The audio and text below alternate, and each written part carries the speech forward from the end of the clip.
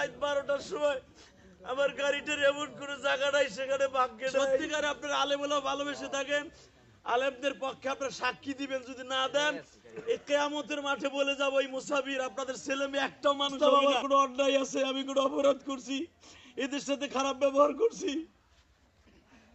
মাহফিল কমিটির একটা লোক নাই, তাহলে বোঝা গেছে এখানে মাহফিল কমিটিরাই করাইছে আমার এই কাজ। সুপ্রিয় দর্শক শ্রোতা, আলেম ওলামাদের যেন আর শান্তি হইল না।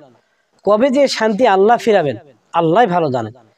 দেখেন, মাওলানা ইলিয়াসুর রহমান জিহাদির মাহফিলে গিয়েছেন, সেটা সিরাজগঞ্জ পদমপাল গ্রামে গতকাল মাহফিলে গিয়েছেন, অথচ গাড়িটা যে গোটা গাড়িটা পিঠে ভাঙা হয়েছে। তো এটা কি নির্মমতা, কি জুলুম, কি অত্যাচার! একজন আলেম কত কষ্ট করে একটু একটু করে টাকা করি অর্জন করিয়ে জমা করিয়ে এই গাড়িটা কিনেছে, অথবা হয়তো ভাড়ায় নিয়ে গিয়েছে। এই যে গাড়িটা যে ভাঙচুর করলো, এতে সে কত বড় ক্ষতিগ্রস্ত। এরা তো কোটিপতি নয়, বিশাল দেশের কোনো ধনপতিও নয়, কিন্তু এই কাজটা করলো কারা এবং কেন করা হলো? আলেম ওলামার যেন এই দেশে আর শান্তি হলো না, এই দেশে আর যেন কোনো প্রকার এদের আরাম হইল না। দেখেন, গত কিছুদিন পূর্বে যশোরে কারি আব্দুল কাইয়ুমের উপর যে হামলা, দাওয়াত নাই, তোমরা দাওয়াত দিছো, সম্মান না করতে আলো কেন? আমরা তো বলি নাই যে দাওয়াত।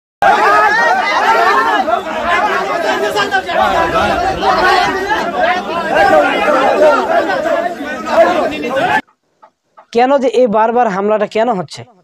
সিনেমার গল্প পড়েছিলাম জনকণ্ঠ পত্রিকায়, যে একটা সিনেমা হবে জসিমউদ্দিন তার দ্বারা পরিচালিত। তো সিনেমার মধ্যে একজন নায়িকা থাকবেন, আরেকজন নায়ক থাকবেন, আর একটা খলনায়ক থাকবে। যে এই খলনায়ক কি করতেছে, এক সময় ওই নায়িকাটাকে জোরপূর্বক ধরিয়ে নিয়ে গিয়ে ধর্ষণ করতেছে। এটা চরিত্র, কিন্তু এটা তারা অভিনয় করবেন।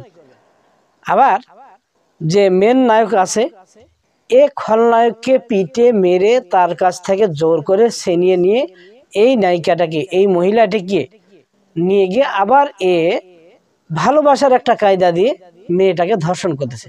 তার মানে এই মেয়েটার, আমি চিন্তা করে দেখলাম এই গল্পটা পড়িয়ে, যে এই মেয়েটার তো শান্তি নাই।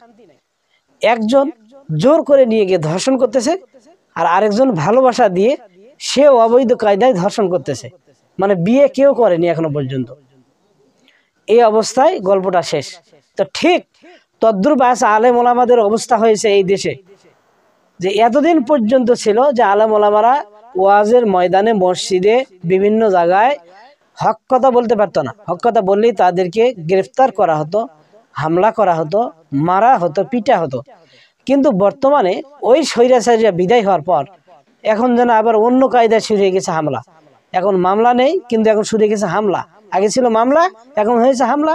জেল খাটতো আগে, কিন্তু এখন ক্ষতিগ্রস্ত করা হচ্ছে। আলেম ওলামাদের শান্তি চাই। সুপ্রিয় দেশবাসীর উদ্দেশ্যে বলতে চাই, এই দেশের আলেম ওলামাকে আমাদেরকে শ্রদ্ধা সম্মান রাখতে হবে, করতে হবে, যেহেতু তারা আল ওলামা ওয়ারাসাতুল আম্বিয়া। আলেমরা হচ্ছেন আম্বিয়াদের ওয়ারিস।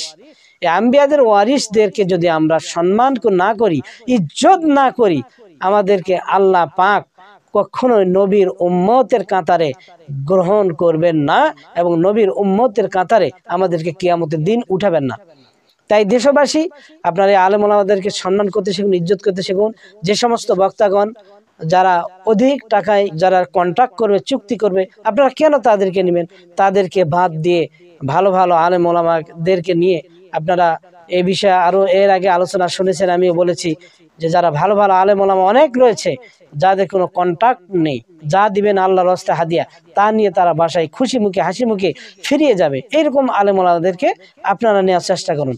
সকলে ভালো থাকুন। আসসালামু আলাইকুম ওয়া রাহমাতুল্লাহি ওয়া বারাকাতুহু।